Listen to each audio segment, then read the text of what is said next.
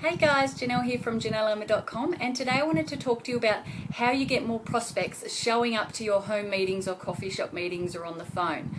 So I do a lot of online marketing, but I still believe in the process of doing home meetings because I think they are really good due to the fact that they are, the face-to-face, belly-to-belly contact, and that creates a lot more trust when you're actually talking to people in your home or in their home or in a home environment where they're seeing you face to face and they can see that you're a genuine person, and that you're someone who's real. So that's why I do these live videos, because just posting all the time, people can't really see how real you are and your personality and all that sort of stuff. So this is why I think that home meetings are very important for that, because you are getting that face-to-face, belly-to-belly contact, and usually the home meetings are people that you already know, or they may be someone that their family, so it could be friends of a friend of yours, or it could be your friend's family or long-distance cousins and all that sort of stuff. So home meetings, I think, are really good, especially for the warm market,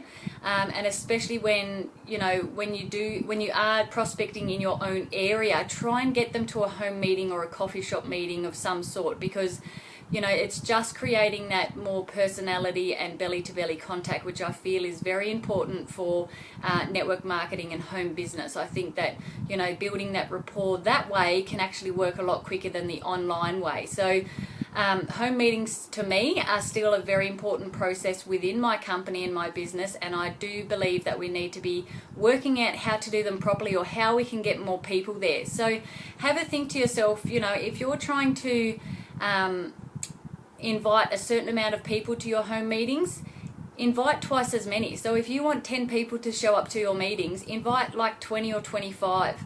That way you're going to know if they're, you're going to get hopefully around that 10 people that you're wanting to be there. And it's just a good way to, not feel like you're a failure if you've only invited 10 and then no one shows up.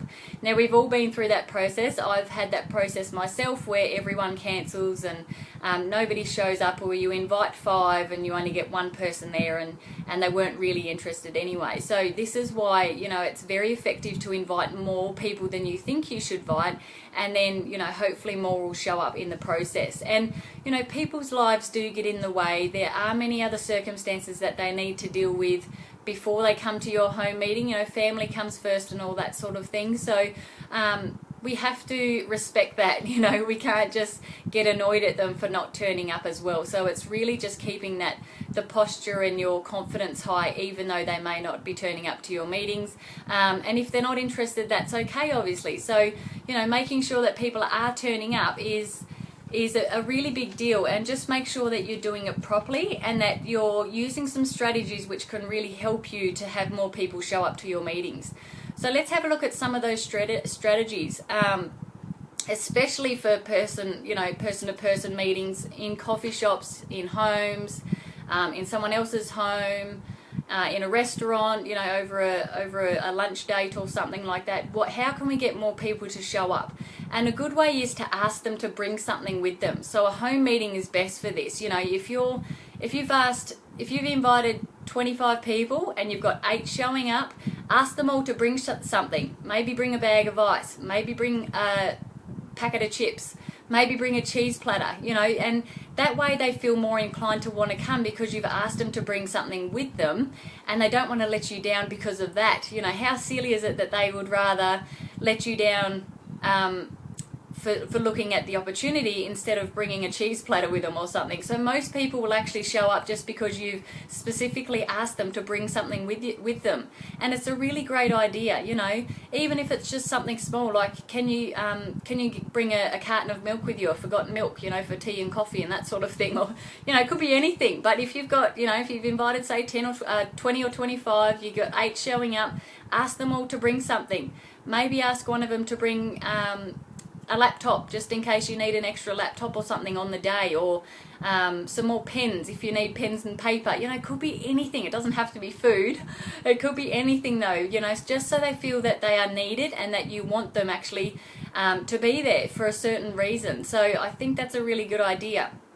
Now the other thing is, if it's a home meeting, if it's a phone meeting, ask them to commit to that meeting. So give them some sort of compliment, you know, like saying, I can see that you're a very punctual person, or I know that you're a very punctual person, so you are going to show up for that 7 o'clock meeting, aren't you? You know, and they feel that they've got that thing in their mind then that, oh, she thinks that I'm really important or punctual, or she knows that I'm a good planner and all that sort of stuff, so I better show up to this meeting because she's actually pointed that out to me, you know, so they feel that you care, and then obviously they want to live up to that, so that's why they will obviously turn up, you know, whether that's on the phone or in the home. So, and that sets off another sort of a psychological trigger in their mind, because they do feel that you think they're important, or that you think they're a good planner, or someone who does show up to a lot of different things, and that's why you know, they may feel that's why you've rung them, because you see them as an important person.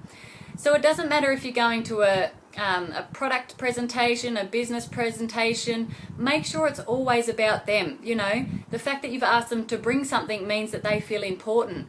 But also ask them, is it more the product side you'd want to look at, or is it the business side that you're interested in? You know, are you wanting another stream of income for your family? Just those little tweaks and asking what it is that they are after, that's going to give you more of an idea of how far and how deep you can go into your presentation on whatever part of the presentation it is. So, you know, if it's a product presentation, obviously, and if there's someone who's, you know, if it's in the wellness industry and there's someone who's really fit and healthy and likes a lot of things to help their body out, then you would go more into that than into, you know, like the business side or the money side of things. But if there's someone that you know that's right into business and stats and numbers and all that sort of stuff, or they're, you know, they're completely out there looking for another stream of income, and you know that, then obviously you'd only skim over the products and then go right into the business, or even ask them to stay back a bit later so you can go more into that later on once the meeting has finished. So another good thing to do is on the day of the appointment, make sure that you've you know, you've given them a quick call or some sort of a text or something to back up the fact that they said that they were coming. So don't sound needy. Don't be like, oh, I hope to see you at the meeting, you know, like that sort of thing, because they can just sit there and go, well, actually, I'm not coming anymore, you know. So you want to just be more direct and very straightforward, and, you know, hold that posture high, so they know that you're expecting them there, and they know that you still want them to be there. So say something like, hey, Janelle, what's going on?